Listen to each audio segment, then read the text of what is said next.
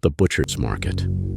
Every town has its own quirks and oddities, and the small village of Marlborough was no different. Nestled in a misty valley, the village had a singular claim to fame: Bellamy's butcher shop. It wasn't just a butcher shop, it was the meat market. People came from miles around to buy Bellamy's cuts of meat, pristine, tender, and oddly perfect. It was said that once you tasted Bellamy's meat, no other would satisfy you. But there was something strange about Bellamy's. No one ever saw deliveries arrive.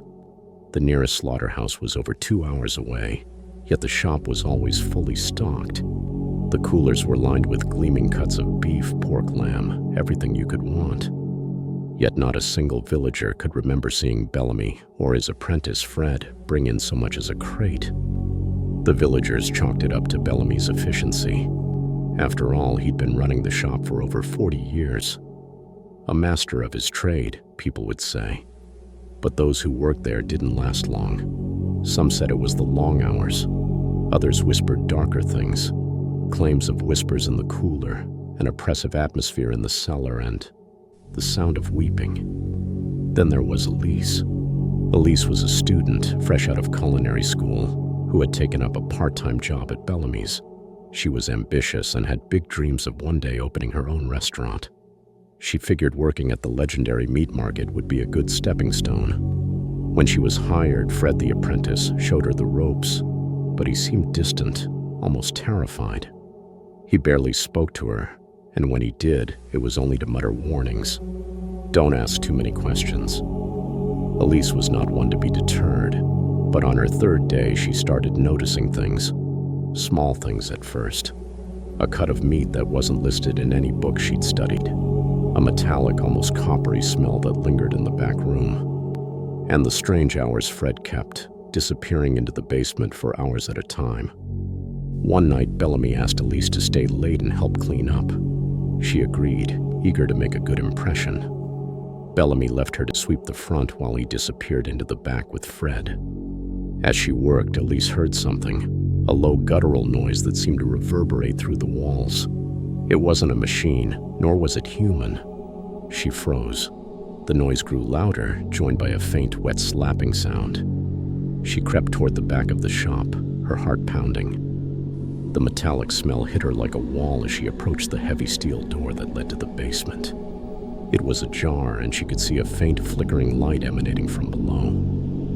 "Elise!" Bellamy's voice boomed behind her, making her jump. He was holding a cleaver, his eyes boring into hers. "Didn't I tell you to stay in the front?" She stammered an apology, retreating to the counter. Bellamy's gaze lingered on her for an uncomfortable moment before he turned and locked the basement door behind him. That night, Elise couldn't sleep. The sounds, the smell, and Bellamy's piercing stare haunted her. The next day, she decided to investigate. She waited until Bellamy went to lunch, then stole the keys to the basement. She descended the creaking stairs into the cold, dimly lit cellar. The walls were lined with hooks and chains, the air thick with the stench of blood. But it wasn't the meat that stopped her in her tracks. It was the table in the center of the room. A massive slab of stone, darkened with stains and covered in deep gouges. Chains hung from the ceiling above it, their ends slick with something wet. As she stepped closer, her foot kicked something small and hard. She looked down and felt her stomach drop. It was a human tooth. "Elise." Fred's voice came from the shadows. He stepped forward, pale and trembling. "You shouldn't be here." "What is this place?" she demanded, her voice shaking. Fred hesitated, then whispered, "It's how he keeps the shop running. It's not animals. It hasn't been for years." Elise felt her legs give out as Fred grabbed her arm. "We have to go," he pleaded. "Now before he comes back." But it was too late. The basement door creaked open, and Bellamy's hulking figure filled the doorway. His cleaver glinted in the dim light. "Curiosity killed the cat," he said, his voice calm, almost amused. Fred lunged at Bellamy, but the older man was shockingly fast. The cleaver came down with a sickening thud, and Fred crumpled to the floor. Elise screamed and ran, slipping on the slick floor as she scrambled up the stairs. She burst out of the shop and into the street, blood spattered on her clothes. She ran to the police, but when they arrived, the basement was empty. No table, no chains, no evidence. Bellamy stood behind the counter, smiling. "Young lady, if you're not feeling well, perhaps you should see a doctor," he said, his voice dripping with mock concern. Elise left the village that night and never returned. Years later, she would hear whispers about Bellamy's butcher shop, stories of people disappearing, of strange meat sold to unwitting customers. But the shop remained open, its reputation untarnished. And the perfect meat? It was still the talk of the town.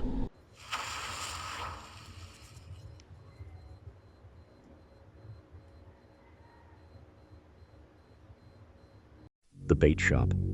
There's a small town in the Midwest where the air is thick with the smell of rain-soaked wood and brackish water. It's the kind of place where everyone knows everyone, and life moves at a leisurely pace. Just on the edge of the town, where the highway gives way to a snaking dirt road, sits a crumbling bait shop named Catch and Release.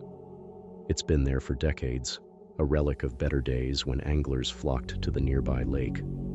Now, it's just a dusty stop for locals who fish more out of habit than sport. But there's something about Catch and Release that no one talks about, something they pretend not to notice. The shop's owner, Clyde, was a wiry old man with sunken eyes and hands as gnarled as driftwood. No one remembered when he came to town. It was as if he'd always been there. Clyde was quiet, almost too quiet, and there was a peculiar stillness about him, as if the world around him moved on a different timeline. People whispered that he had been a fisherman himself once, but gave it up after something happened on the water. The details were always vague, just like Clyde's history. One fall evening, just as the sun was dipping below the horizon, a man named Kevin, a newcomer to the area, wandered into the bait shop. Kevin was a writer, the type who sought out lonely places to fuel his imagination. He had rented a cabin by the lake to finish his latest novel, a thriller about small-town secrets. The inside of the shop smelled of earthworms and mildew. Rows of rusted hooks, lines, and bobbers hung from the walls like trophies of forgotten days. Clyde was behind the counter, meticulously slicing bait. He didn't look up when Kevin walked in. "I need some bait," Kevin said, trying to break the silence. Clyde's head tilted slightly, but he didn't stop slicing. "Night crawlers or minnows." His voice was hoarse, like wind scraping across a frozen lake. "Night crawlers, I guess," Kevin replied. Clyde finally looked up, his pale blue eyes locking onto Kevin's with an intensity that made his stomach twist. Without a word, Clyde packed the bait into a small styrofoam cup and slid it across the counter. "Fishing alone?" Clyde asked. Kevin nodded. Clyde hesitated, his thin lips pressing into a line. "Stay near the shore," he said, his voice low and deliberate. "And don't stay out after dark." Kevin chuckled nervously. "Why? Is the lake haunted?" Clyde didn't laugh. He simply turned back to his work, muttering under his breath. Kevin thought he heard him say, "They don't like visitors."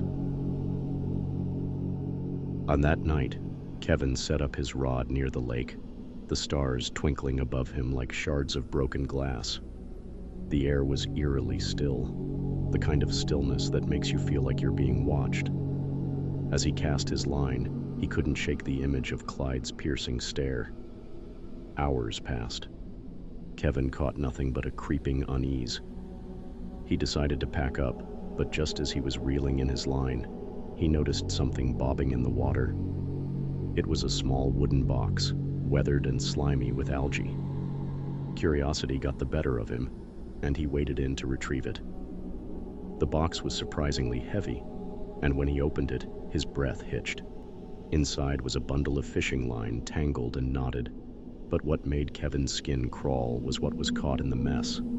Small, perfectly preserved bones, tiny ribs, fingers, and fragments of a skull. He stumbled back, dropping the box into the shallows. That's when he noticed something else. A shape moving just beneath the surface of the water. It was slow, deliberate, and impossibly large, as if the lake itself was alive and shifting. Kevin ran back to his cabin, slamming the door behind him. He didn't sleep that night, the image of the box and the dark, shifting water looping in his mind. The next morning, he decided to confront Clyde. When he arrived at the bait shop, it was eerily empty. Clyde was nowhere to be seen. Kevin wandered behind the counter, his nerves on edge. That's when he noticed a trapdoor, slightly ajar. Against his better judgment, he descended into the basement. The air was damp and heavy, and the dim light from a single bulb barely illuminated the space. What he saw made his stomach turn. Jars lined the shelves, each one filled with murky liquid and strange, fleshy shapes. One jar held a severed hand, its fingers curled as if in agony. Another contained an eyeball, suspended like a grotesque marble. But the centerpiece of the room was a large tank, its glass cracked and foggy. Inside, something moved, a shadowy figure that pressed against the glass as if aware of his presence. Kevin felt his legs weaken as the thing's shape became clearer. It was humanoid, but its features were wrong. Elongated limbs, gills flaring on its neck, and eyes that glowed faintly like dying embers. Suddenly, a voice rasped behind him. "You shouldn't be here." Kevin spun around to see Clyde, a fillet knife in his hand. His expression was unreadable, but his eyes burned with something primal. "What is that thing?" Kevin demanded, his voice cracking. Clyde didn't answer. Instead, he stepped closer, the knife gleaming in the dim light. "They don't like visitors," he said again, his voice eerily calm. "And now you've seen too much." What happened next, no one knows for sure. Kevin's car was found abandoned near the bait shop, his belongings still inside. The locals whispered about his disappearance, but no one dared to search the lake or question Clyde. Catch and Release is still there, the sign swaying in the wind, its paint peeling like dead skin. And Clyde? He still serves his customers with the same eerie silence, always warning them to stay near the shore and never, ever fish after dark. They say if you're quiet enough, you can hear faint splashes coming from the lake at night. Splashes that don't belong to fish or boats. And if you look closely, you might see shapes moving in the water, shapes that aren't quite human. But no one goes to find out. Not anymore.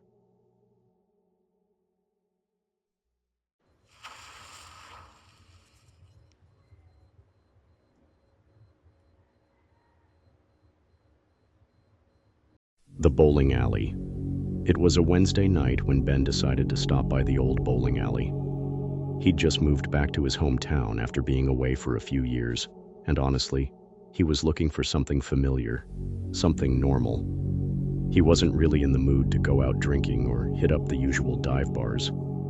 The bowling alley was a quiet, low-key place, an odd little relic of the past, tucked in a rundown strip mall at the edge of town. Ben remembered the place from when he was a kid. Back then, it was always a little crowded, a bit noisy, but it had a certain charm to it. Those old neon lights, the sound of pins crashing, the smell of burnt popcorn. It was a comfort to him, a place he could just relax and tune out the world for a while. But when he walked in that evening, something felt off. The first thing that hit him was the silence. It was almost too quiet. The usual noise of shoes clacking against the floor, the sounds of bowling balls thundering down the lanes, those had all vanished. The place was practically empty, save for a few people sitting at the bar, but even they didn't seem particularly lively. They sat in awkward silence, barely speaking to each other. Ben shrugged it off. Maybe it was just a slow night. The fluorescent lights buzzed above him, casting an eerie glow over everything. He walked up to the counter where a man with a thin mustache and greasy hair greeted him. "Hey there," Ben said, trying to sound casual. "Can I get a lane?" The man behind the counter didn't smile. He just nodded and handed Ben a pair of shoes, old, worn-out shoes with scuffed soles. As Ben took them, he noticed the man's eyes. They were too wide, too unblinking, like the man hadn't slept in days. But he said nothing, and just gestured to one of the lanes at the far end. "Go ahead," the man said, his voice flat. "Lane 8's open." Ben nodded, feeling a sudden unease creep over him as he walked to Lane 8. The air in the alley was thick, and the silence was almost suffocating. The only sounds came from the occasional creak of the building and the faint whir of the automatic ball return. As he got to his lane, Ben noticed that the ball return was unusually loud. It made an odd clanking sound, like it was struggling to push the balls back up. He looked over at the other lanes. There were 5 others, but none of them had anyone playing on them. The pins were set up in perfect formation on every lane, and the bowling balls were lined up neatly, just waiting to be used. But it was wrong. Too neat. It was like they hadn't been touched in ages. Ben took a ball, an old, heavy one that felt strangely cold in his hands, and set his shoes down. He slid on the bowling shoes, feeling their worn-out soles shift awkwardly on the polished floor. The lane ahead was dark, the lights above it flickering with every step he took. He threw the ball down the lane. The sound of the ball rolling was unnaturally loud, echoing in the quiet alley. It thudded against the pins with a satisfying crash, but something strange happened after that. The ball didn't return, not immediately. Ben waited, staring at the ball return, but it didn't move. The pins lay scattered at the end of the lane, and there was a strange metallic smell in the air, like something had been torn open. Minutes passed. Ben's discomfort began to grow. He could feel something watching him, something in the silence that made the hairs on the back of his neck stand up.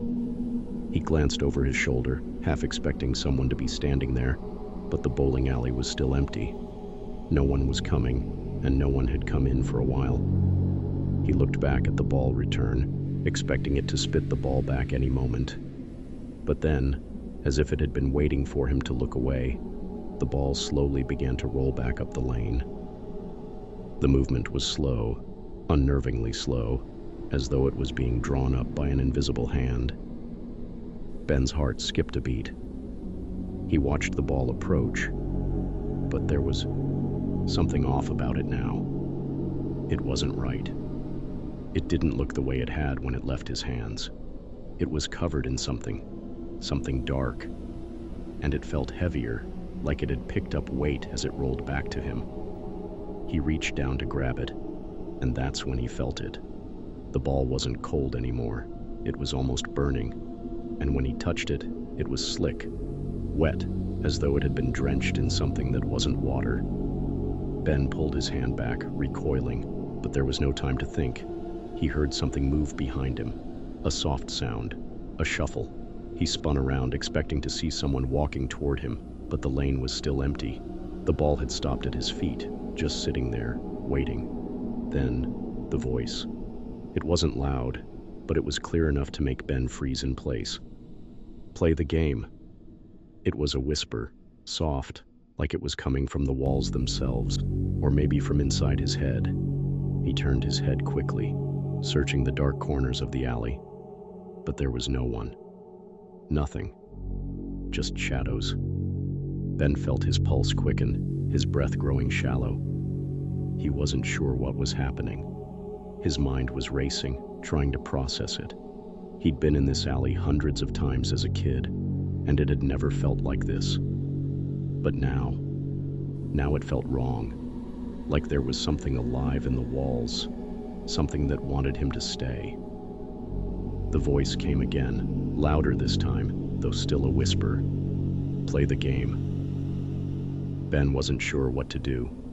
Part of him wanted to just leave, to run out of there and never look back.